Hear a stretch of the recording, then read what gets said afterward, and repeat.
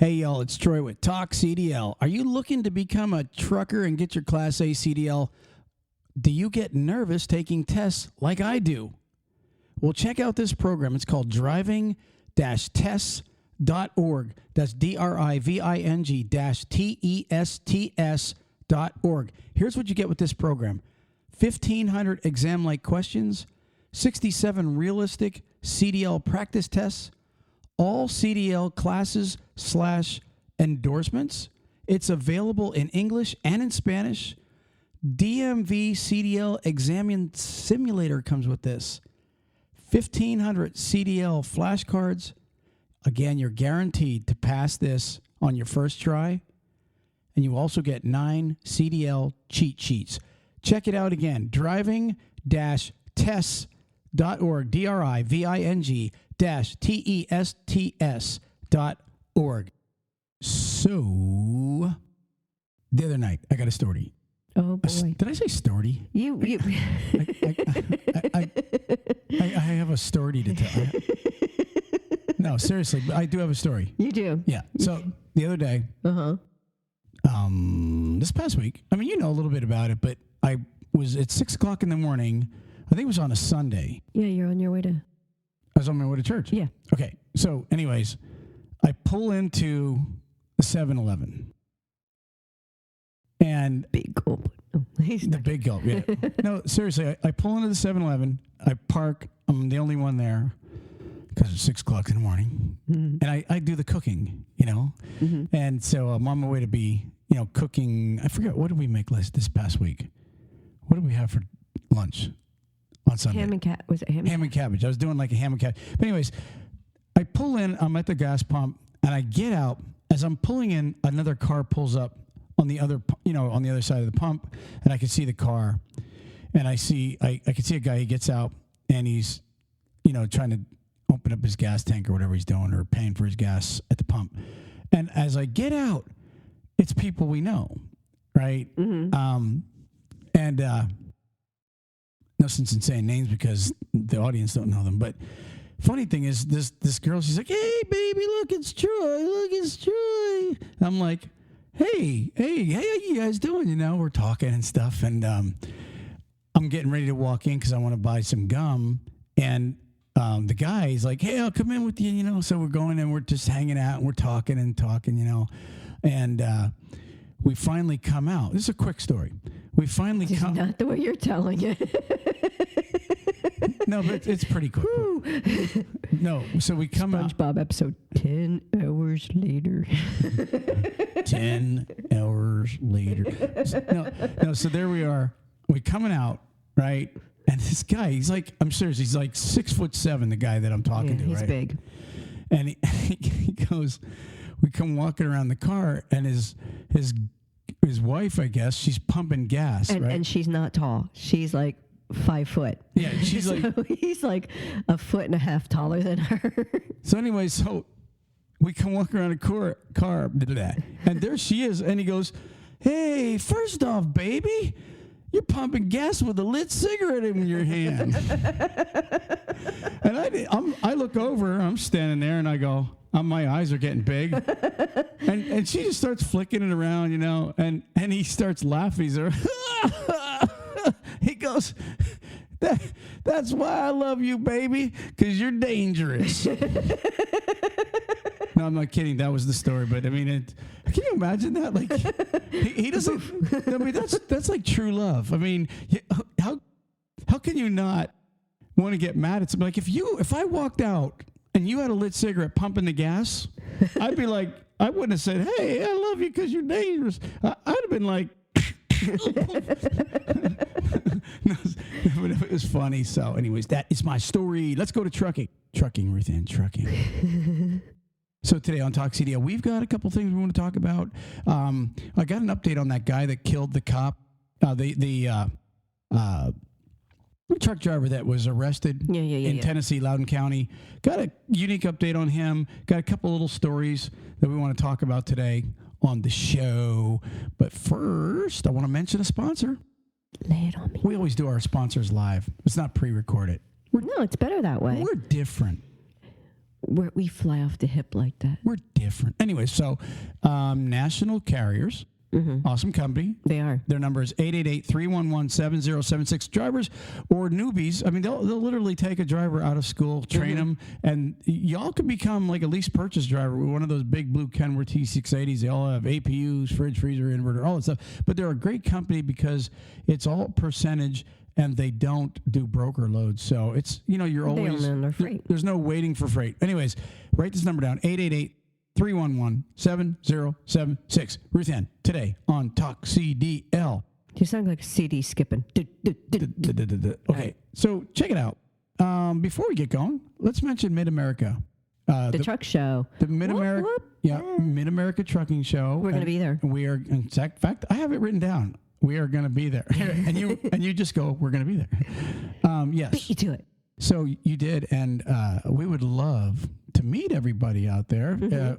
We haven't established if we're going to get a booth or if we're just going to kind of go to walk around. We were invited to come, and we're just probably going to walk around and meet people, maybe talk to people that haven't heard about the show yet. There's people that haven't heard about the show. There is? Yeah, probably about 10 million. Yeah, I ain't that big. Yeah. But no, seriously, we'd love it if everybody wanted to meet us out there. If you're registering, and really, this is what I wanted to mention to you guys about the Louisville Truck Show. What's the dates on it? It's like March. It's at the end of March, like last week. 23rd, 24th, 25th, something to that effect. Something to that effect. It's like Thursday, Friday, Saturday, or whatever it is. But what I wanted to tell everybody is, if you register right now, if you just go on like Mid-America Show register, and when you see the word promo code, type in the promo code N as in Nancy, E as in Edward, P as in Paul, and then the number 18. NEP 18. You get in free. If you don't register by March 1st, I think it's like $10 or $20 per person to get in. And I know, like, I've talked to some people and they're like, I'm just not sure if I'm going to go. Well, guess what? It don't cost you anything to register and get a free ticket. And if by chance, some of you guys and gals out there listening, you're going to be dispatched and possibly be going by the Louisville Truck Show, you could tell your dispatcher, hey, I'd like to lay over there, or can you at least schedule me to stop there? And because I've been there, a giant parking lot, you could pull right in and walk in and check out the show trucks, check out, all the new technologies, meet a lot of people, and then of course meet you and I. Yeah. I mean, well, that really. Yeah, I'm with you. Go ahead. I'm stuck.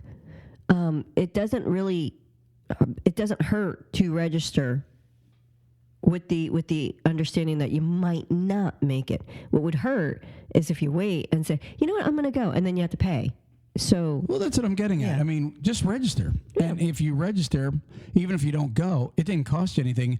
But some people are going to go, I'm not sure if I'm going to go. And then you don't register. And then at the end of March, you're going by and you got like 2 or 3 going. And you're going, now we got to pay $30 or $60. Exactly. Yeah. And that's kind of stupid. So register. Remember our promo code, NEP18. Use that and it'll get you in free. Something else I want to mention, Ruth. Everybody knows about the Canadian protest going on right now. It's pretty big, actually. It is. It's really big. Yeah, I was watching it. There's like 1 million live streams. You can go on Facebook and all kind of media, and you can just watch the live. There's people walking around streaming live, and man, it's huge. And they're protesting vaccination. The vaccine, the the vaccine, and a couple other things. But really, what I wanted to say was, if there's somebody. We got a lot of Canadians that listen to the show. If one of you guys is willing, we'd love to have you call in anytime this week. Just send us a message on Facebook or on LinkedIn, and really better off Facebook because we're always in there.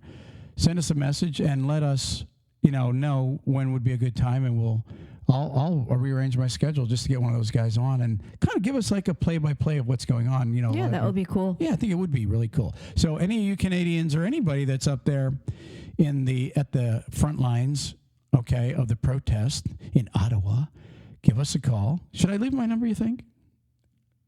I don't know. Yeah. Although, I'll be getting pranks and that. All right. So anyway, hang up. just message us on. Troy, your refrigerator's running. Go catch it. Go catch catch your fridge. But anyways, just message us on Facebook, and we will definitely get a hold of you. We'd love to interview you. So with that being said, how about one more sponsor? And then we're going to move on with the show. Okay. How about Carter Lumber? Carter Lumber, over 168 locations east of the Mississippi. Mm-hmm. That's a lot of locations. It is. And all they do is hire drivers for local work. If you have a Class A license or a Class B license, go to www.carterlumber.com/TalkCDL. That's carterlumber.com/TalkCDL. If you have a Class A or a Class B license, they would love to have you fill out their 3-4 question sheet. When you click on that page, they'll contact you, get you in for an interview, and get you working local home every day. Especially you guys that are out there on the road that aren't getting home. Maybe take a break and go work for Carter. Ruth Ann. Joy. How you doing today? I'm spitting fine. Are you busy this week? Everything going good? I've been very busy this week. Yeah, you have. Yeah, I'm like actually sitting here picking the glue off my fingers. Yes, Ruth Ann is a dance mom, and she's our daughter's a tapper and a ballet and all that other stuff. And Ruth Ann's like this famous dance mom because she runs her around everywhere. And like when you get an outfit for her for the dance, Ruth Ann and her friends are always rhinestoning. Sparkles. Exactly.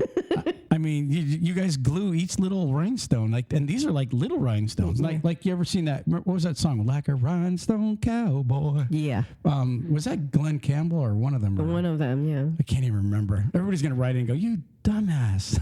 No, but anyways, the rhinestones and stuff on those old cowboy jackets, they were big. Yeah. But those little rhinestones that you put on, it's like pepper. It's like little tiny. You ever hear that joke? I heard you got a job in a pepper factory picking out fly shit. No, I haven't heard that. But anyways, Ruth Ann is tired because she's been running around. You got competition this weekend, and here we are in the podcast. Yeah. So, anyways, moving on. Let's listen to this article we've got. Now, this is all about trucking from here and all, except for Ruth Ann's little jokes maybe later.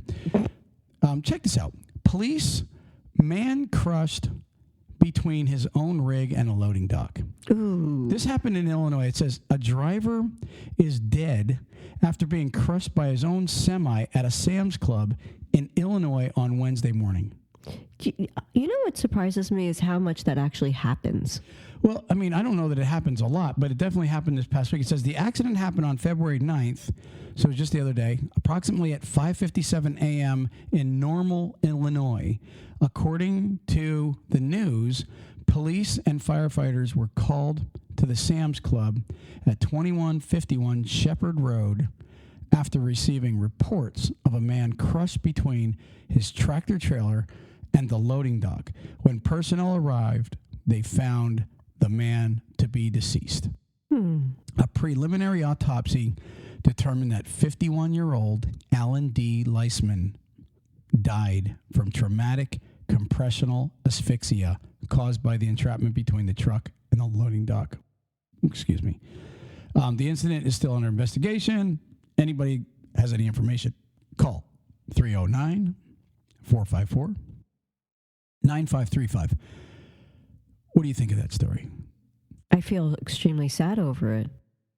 You know, remember when I used to, and I've told this story before. As soon as I read that, I'm like, wow, I remember I used to go to, what was the name of that place in Pittston? Bevico. Which was U.S. Foods. And I used to take like a couple skids of like steaks or whatever in there in a reefer. Icing? Yeah, icing, but a lot of meats and stuff. And then I would have to go in the warehouse and break it down. And it was like one of those places nobody liked to go to, where you backed in. You literally had no room to back in. You could only back one trailer in at a time, this place. You couldn't back. If you got a door at this place, because the railroad tracks were up against where you had to back, if you got a door on the other side, like to the right of a trailer, you weren't getting in unless you were blindsiding it. And like I said, the railroad tracks had a big wall there to where you couldn't do anything. You had to back up to the left of any trailer. It was terrible. But check this out. I got there one day, right? And I'm pretty sure it was a CR England truck. It was parked over in the field, and they had the police tape around it. And here what happened, and like I said, I've told this before. What happened was a husband and wife team had just made a delivery at Bevico. And the husband pulled, they came out after they got their bill signed. The husband pulled forward. Now, keep in mind, this dock was, like a little angle where it wasn't flat. Like if you pulled forward and didn't put your brakes on, you would just drift. You would drift back into the door. So anyway, so this guy pulls up far enough, and the wife gets out to shut the doors. Okay? Mm-hmm. And he's in there. This was back when paper logs. The story goes he was in there doing his logs. And so here... Being a responsible trucker at that time. Right. He's in there doing his logs. And he was... You know how in a tractor trailer, when you put your foot on the brake, you have to push it down harder than a car. Mm-hmm. So apparently, his foot must have lifted up. Just relaxed a little. Yeah, because he didn't pull out and pull. He didn't set his brakes when he pulled out. He didn't go. Right. He didn't pull the brakes out. He just kept his foot on the pedal. Mm-hmm. And so, all of a sudden, a few minutes goes by. As he's in this. This is what I was told. He was in the middle of doing logs and reading and doing things, and he realized she hadn't come back in the truck yet. And he looked in his mirrors, and here, the trailer was all the way back. Again, so apparently he must have, because it wasn't a steep, dock where you would just fly back, must have just slowly drifted enough that he didn't feel it bump against the dock itself. He got out and he had crushed his wife to death. She was dead right there. And that must have been traumatic, for anybody to kill your partner, out of that's negligence. Mm-hmm. I mean, you can't, I'm not picking on the guy, but when you don't pull out and set your brake. Well, to be honest with you, as a truck driver, this is really like heavy equipment. Mm-hmm. You have to exercise extreme safety around tractor trailers. You really do. No matter what you're doing, people can get hurt so easy and damage can be done. Mm-hmm. There's just so much moving that big thing around. Yeah. It's 80,000 pounds on average, so it's not, even your tractor itself is what, 38 to 40,000? No, I think the tractor is and it depends on the tractor, usually 18 to 20,000. Oh, okay. It depends on the tractor. And then you have your weight of your trailer. That's what I was thinking of, without it being loaded. Correct. And you have your trailer, and then, usually like a reefer or a dry box probably scale out at 46,000 max, something like that. But either way, it doesn't matter if the trailer was empty. A woman is not going to be able to hold that pressure back. No, no one can. No. Hulk Hogan couldn't. So, I'm sorry for, people like that. Prayers out to them, and hopefully this man, the man that was killed the other day, there's nothing, that can be done about that at this point. Except for his family. I'm wondering if somehow basically the same thing, you get out of the trailer and you don't set your brakes, and, it's coming back very slow till you shut your door. You don't realize all of a sudden it picks up speed. You try to get out of the way, and next thing you know, you're done. He might have been opening his doors. You never know what was actually going on at that early in the morning. He might have been opening up to deliver, and when he opened it up to deliver, realized his brakes weren't set, and that's how it drifted back. As soon as it's just horrible. No matter what the circumstances are. Anybody that goes through a death, when it's traumatic like that, I have friends that were in a car accident and the steering wheel jammed up in his chest cavity, and he was alive talking to his buddy that was in the car next to him. And then when the police and the EMTs went and to remove him from the vehicle, as soon as they relieved that pressure, it just basically his whole chest just went, it imploded. So he died instantly as soon as everything was released. And there's been a lot of stories where that stuff that's what happens. But to basically go through that, it's just, no matter what, hurts. Do you remember a show on HBO called Taxi Cab Confessions? Yeah. Years ago. We don't have HBO anymore, so who knows, it may still be on. Mm-hmm. But anyways, I'll never forget that story. The guy told about, he was a New York City detective, and they were, and the guy in the cab, he had cameras, and he would talk to them, and the ones that had interesting stories or confessed to things, they would play it on the HBO show, of course, with their consent. Yeah, waivers signed. And this detective, he told the story how, because they asked him what was the most gruesome things that you've seen, and he said one of the most gruesome and sad stories he said I've ever seen in my life was on the subway. He said one time, he said there was a guy that fell off the wall and got caught between the train, as the train was pulling in, he got caught between the train and the wall. And what happened was, he didn't realize this. He was trapped there, and they had to bring in all these rescuers. But the problem was, when the train came to a stop, it spun his body. But the problem was, it somehow locked down from his hips down, stayed kaput. They stayed, but from his waist up, spun to where this guy was spun like a rope or whatever you would call it, a rubber band. Mm-hmm. And it reminded me of what you were saying. They knew what they were going to do. They were going to bring in airbags to lift the train back off the track to get him out. But what they did was they called his family and brought them down. This guy was standing there, they said, talking like he wasn't even hurt. Mm-hmm. Right? But his body had been spun around a bunch of times. Well, they brought the family down to say goodbye. Mm-hmm. That's what, literally, this is what this detective said. He said, we had to bring his family down and let them know this man is going to die. As soon as we pulled the train back, he was going to, bleed out real fast. There was no saving the guy. Mm-hmm. And so it kind of reminded me of that story you told with so really what I'm trying to get at, drivers, you don't know with this heavy equipment that we operate, be careful. Exercise caution. When you get out of the truck, put your brakes on. I mean, honestly, I don't care if you're on flat land in sand, put your brakes on. Something can happen. Mm-hmm. You just stick to protocol, what you're supposed to do when you're trained to do it. I remember a driver told me he had a DOT recordable accident. He pulled into a rest area. He had to go to the bathroom so bad he forgot to put his parking brakes on. He forgot to pull out, the red and yellow out. He forgot to do that. Well, when he came and he ran into the bathroom, when he came back out, his truck had drifted like 10 feet. Right? But the problem is it drifted over one of those metal garbage cans and it cut his fuel line. Exactly. And so what happened was he had to actually get towed now, and they had him down for a DOT recordable accident.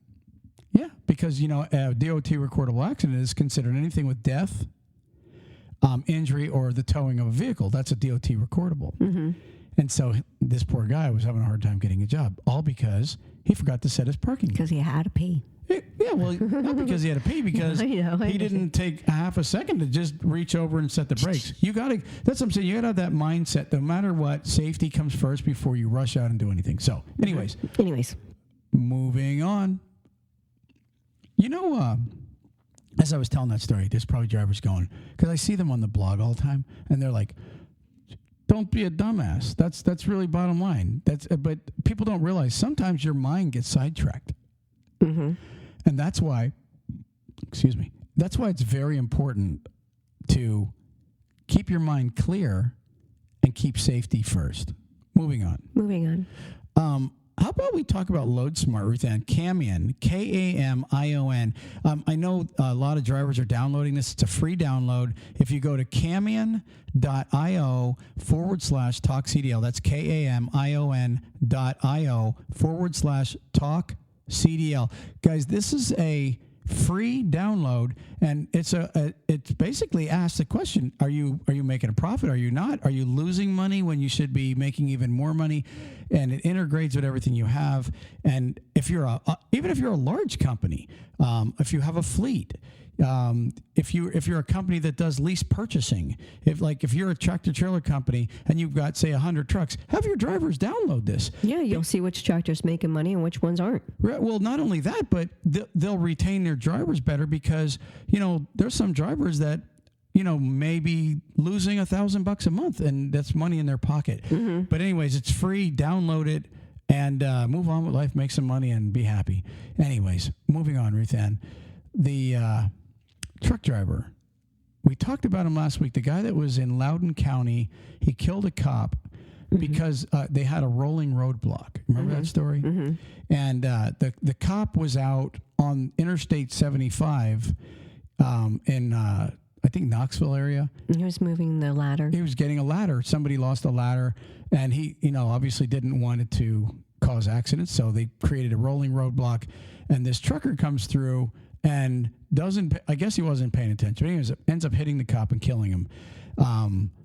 And the worst part was he was under the influence of marijuana, and he admitted it. And I've read before where they knew he had a gun in the truck, and they had to have him explain where it's at because they couldn't find it, and blah, blah, blah. So anyways, here's a story. It says, and it gets worse for this guy now. They set a bond for $1 million. Wow. I know.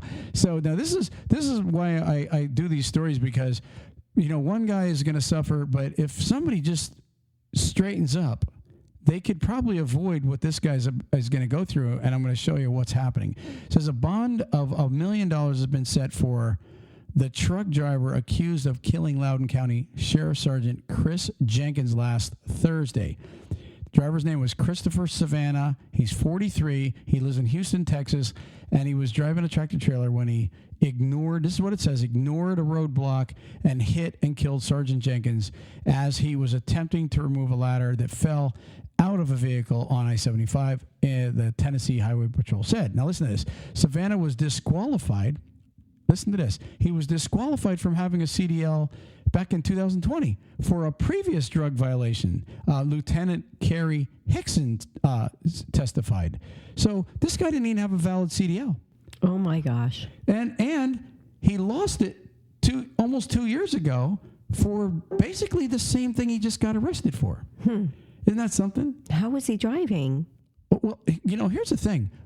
I wish I could have found the company he was running for, because before I read the rest of this, that company, just like we talked about last week, the company that Green Tree.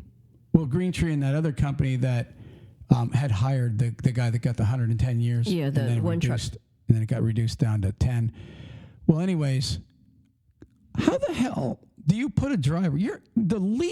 When you're hiring a trucker, the least you're supposed to do is run his MVR. Yeah. Now, this guy he might have had a regular license, but how in the hell did, and I don't know if was he an owner-operator, but there's no way you could run and get insurance without a valid CDL. This guy was literally flying under the radar. Yeah, he somehow got, maybe didn't get reviewed. He slid through somehow where...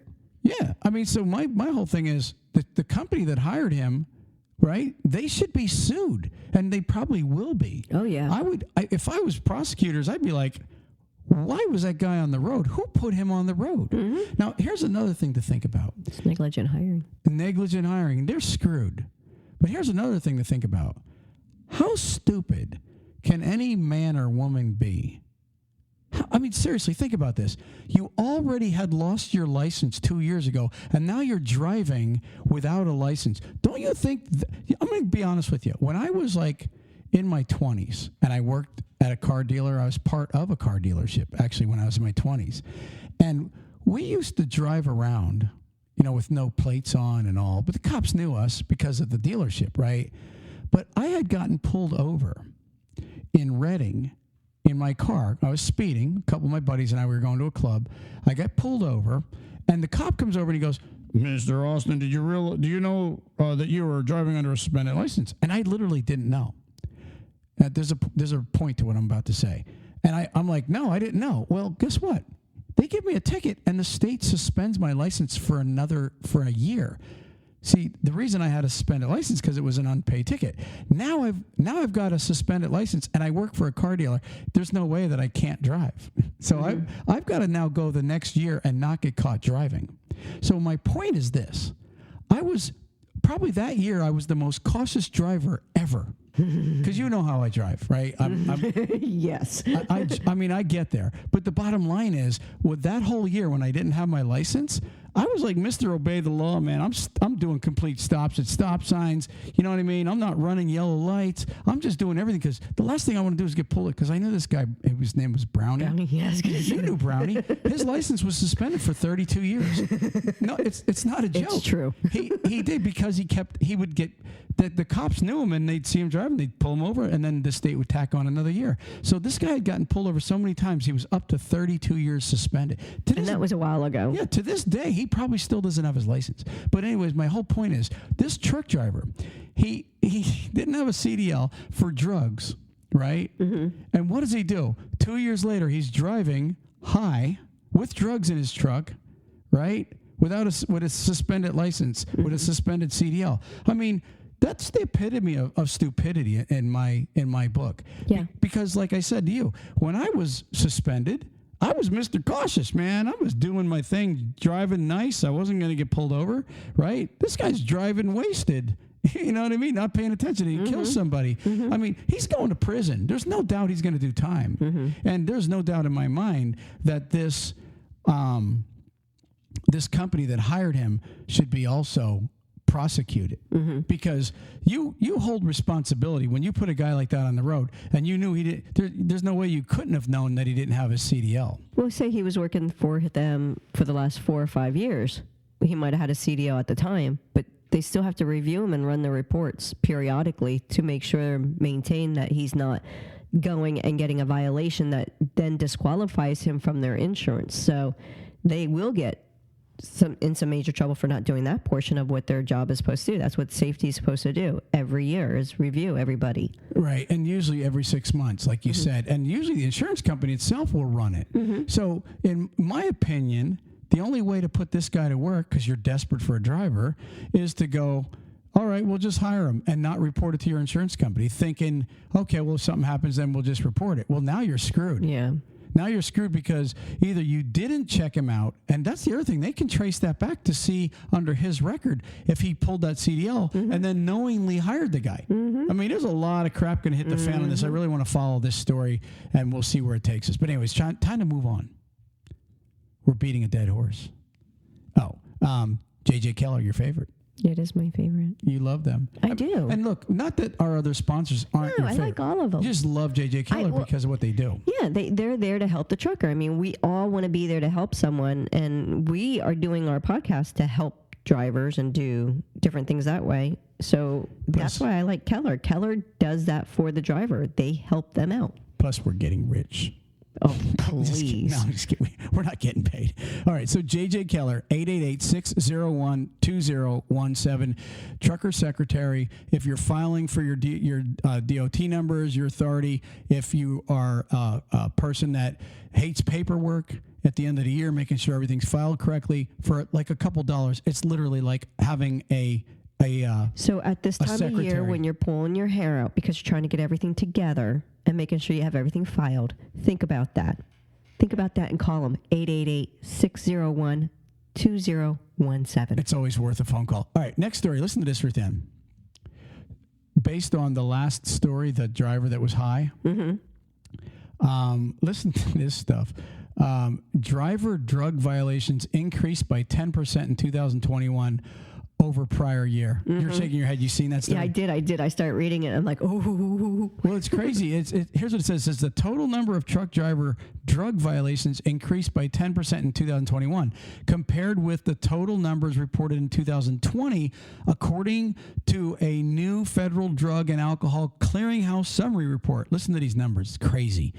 The new Federal Motor Carrier Safety Administration report said that the number of driver violations in all of 2021, these are drug violations, 58,215. We got some wasted drivers out there. Y'all are bad. You're all. Bad. Well, not all. No, the ones that are driving. I mean, there's inebriated. There's a million drivers, so I would say that that's a small number, but they're the ones that got caught. Yeah, it was still y'all bad. Listen, compared to the previous year, which was 52,800, so it went up 6,000. Yeah, bad drivers. When the clearinghouse first went into effect on January 6th. Now listen to this. It says those numbers include drug test failures, disqualifications resulting from carrier knowledge of drivers' drug use and refusals by drivers to take a drug test, the report said. However, positive drug tests accounted for the overwhelming majority of drug violations, rising in 21 to 55,223 from 53,557 the prior year. By far, the largest number of positive driver test results were for marijuana, which increased to 31,085 in 2021, up from 29,000 the prior year. That's because Colorado. Yeah. So it says positive test results totaled more than 55% of all driver drug test failures. The number of positive cocaine tests results are increased to 8,765 in 21, up from 7,940. So, it's that's gone up a good percent also. Cocaine. So really what it comes down to, guys, honestly, you want to know what it is? Stop doing drugs. I got my CDL. Let's go party. Let's go party. I mean, seriously, that's the attitude of some of these guys. Let's go get high and then take a drive. I want to drive because I feel so good. I can go all night because I'm all high. I feel so good. Let me go for my drive. I mean, seriously, guys, honestly, that's some bad stuff. I mean, honestly, the last thing anybody should ever think about doing, listen, tell everybody, I have my CDL. If you and I go out to dinner and I drink a beer or two, do I drive or do I say you're driving? I get to drive. And even though that I'm not even buzzed. I hate it. Even though that I'm not even buzzed, my big thing is if somebody pulls out in front of me and I hit them and then the cop smells beer on my breath, I'm screwed. Yeah, you want to know why I don't like driving with Troy in the vehicle? Tell us. Because he's always telling me how to drive. Hey, I am Troy. I tell everybody how to drive. It's annoying. Yeah. So, but anyways, guys, that should alarm everybody that, we're all failing drug screens out there. Not everybody, because I know I ain't. You're not, I'm not. And there's hundreds of thousands of drivers that wouldn't even think about doing it. But guys and gals that are right now listening to the show, this is just a quick message to you guys. Anybody that's sitting in their bunk right now, firing up a doobie, I'm serious now, and snorting a little line, maybe you got some booze going, and you're out on the road. Seriously? You will get caught. Well, you may not get caught today, but just like that truck driver in the last story, do you really? I mean, this guy must be. Probably has that attitude of, look, man, I can drive high. It's not a big deal. I do it all the time. I've never had a problem with it. Well, guess what? You just killed a cop. Now you have a problem. The funniest thing that I hear people say when they smoke dope is saying how it clears their mind and they think better. Oh, yeah. No, you don't. You don't really actually think better. You just think you think better because you're making excuses up. Do you remember that commercial? Which one? Where the guy was walking in circles in a room, and I'm just trying to remember what he would say. He would say, I work really hard so I can buy more Coke. So I can buy more Coke and do drugs so that I can work harder. Because he thought doing the Coke, right, made him work better. So he's going around in a circle going, I work really hard to buy Coke so I can work really hard so I can buy Coke. So I can really work hard so I can buy Coke. Mm-hmm. I mean, it was like this never-ending cycle of, like you said, trying to convince himself that the drugs. I mean, I knew a guy that was Bill Cosby's optometrist. He would literally be one of the guys that worked on his glasses. And he would tell me that him and his buddies, because they were in this high-end office, right, they always did Coke so that they can stay focused. That was his thing. When I remember him telling me that we were always doing lines, man. And we were always so focused and able to work really hard. That's the mind of somebody that's doing the dope. Well, we knew someone that used to say that too. Who was that? You don't want to say it? Okay, don't say it. So she told us. Oh yeah, I know that. The one that's in jail for 10 years. No. Oh. No. She's not in jail. Okay. She said that she functioned much better when she was high on her heroin. But the thing is she kept having to do heroin because when she plateaued at that... Talking about my niece? Yes. Okay. When she hit that plateau where, you know, like say it was, I don't know how to do drug lingo, so I'm just going to use a number of 3 of the little balls or whatever it is that she used to do. Right. When she hit 3 and her body accustomed to that 3, then she'd have to go to 4 or 5 or 6. And she would end up doing, what'd she do the one time? 8? No, 7. She did 7 bags of heroin, snorted them, and was walking around like it was nothing. She was just so used to it. But she's, and just so everybody knows, she's been clean for... Yeah, she's clean now. Probably 5 years she's clean. But here's the thing. She's probably 80, 85 pounds is what she was. Yeah, she looked horrible when she was tiny. She's always been tiny. But the point is she thought that that's what you had to do to function. And that's what these people feel as though is they keep doing more drugs because they feel as though they can't function without it. But they're functioning normally. But their normal plateau is above normal. Yeah. So listen, really quick message. This guy that just killed the cop, I guarantee you he didn't think anything was ever going to happen. He thought he was on. He thought the drugs were making him do better, blah, blah, blah, blah, blah. Now he's going to be in prison. So, guys, not only are you risking losing your job, your career, but you're also risking, seriously, being in prison for a long time. And look, I don't want to sound like a mother hen pecking at you. I'm just going to leave it at that. There's the example. You guys just heard it. If you don't listen to it, in the end, you screwed up. Moving on, Ruth Ann. Moving on. One last little story I have.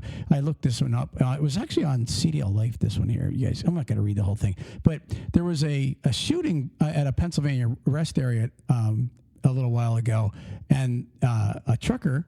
Basically, here, I'll just read a little bit of it. It says, DA says PA troopers were justified in fatally shooting truck driver at rest area. Pennsylvania authorities have concluded an investigation into the fatal shooting of a semi-truck driver at a rest area last fall. So just, probably 3-4 months ago. Mm-hmm. On February 7th, Clinton County District Attorney Dave Strauss released the final report on the officer-involved shooting of 27-year-old truck driver Nurgazy Mamyrov. I'm probably pronouncing that wrong, but that's how it looks to me when I speak English.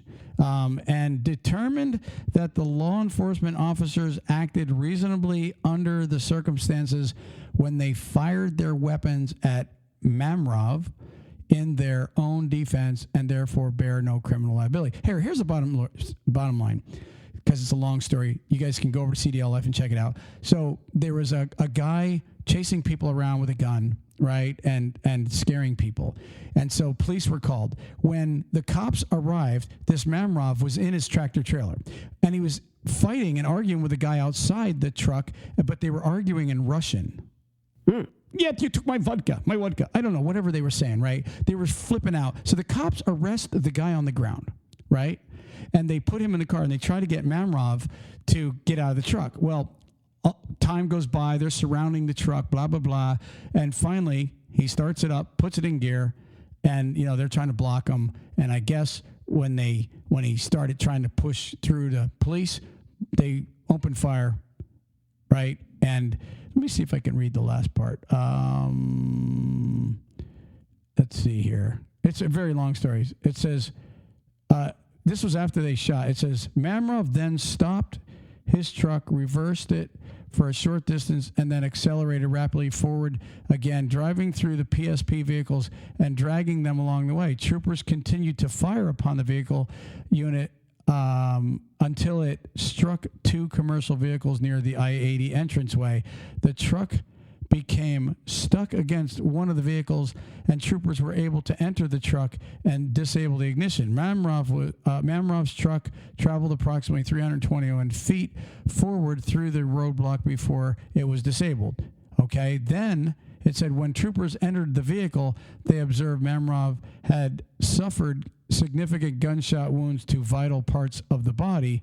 EMS were on the scene shortly after the incident concluded, but Mamyrov succumbed to his injuries at the scene. So, anyways, the cops were found innocent on this. And think about it. Here's a guy, he's flipping out, scaring people at a rest area, fighting with people. Then they surround him. Instead of complying, guys, I'm going to tell you right now, just the bottom line with this one, listen to the cops when like 50 of them have their guns pointed at you. Try to listen to them because you're gonna die. It doesn't really matter. You'll be hurt one way or the other. I mean, to me, anybody that, even if you're innocent of whatever's being said and done, being quiet and listening, no matter what, would be much better than flipping out. Well, here's the bottom line. You got a big tractor trailer, and you can do a lot of damage with it, right? Mm-hmm. And you might have in your mind thinking, well, I got this big truck. I'm just going to run you guys over. When they start shooting, like, honestly, probably emptying 15-round clips into the cab, maybe 30, 40 of these guys shooting at you. One's going to hit you. One? I'm just saying. I'm just saying, guys, seriously, if you don't know guns, you're not going to come out of that alive. You just got to shoot my new one. Yes, Ruth Ann, I bought her a little compact 9mm that she can carry. Very small, doesn't even have sights. It's got a little hole with a light, little light. It's a Sig Sauer. Yeah. And that gun, that's sweet. I shot it too. So anyways. I have a brief thing that I wanted to quick mention. Go ahead. The ATRI is a GPS system that kind of runs with the DOT. And just to make a short story here, they were gathering information for the most bottlenecked areas in the U.S. I'd love to guess that one. Go ahead. What do you think number one is? Chicago. No. Then D.C. No. Not L.A. No. New York? No. They're lying. No, it was actually Pittsburgh. No.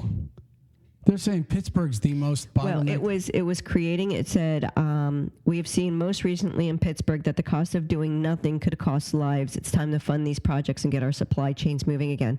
So it was saying that it was one of the worst areas, and it was right there. And then it said the rest of the top 10 are Cincinnati at 71 and 75, Houston at 45 and the 69.59. Yeah, they're bad.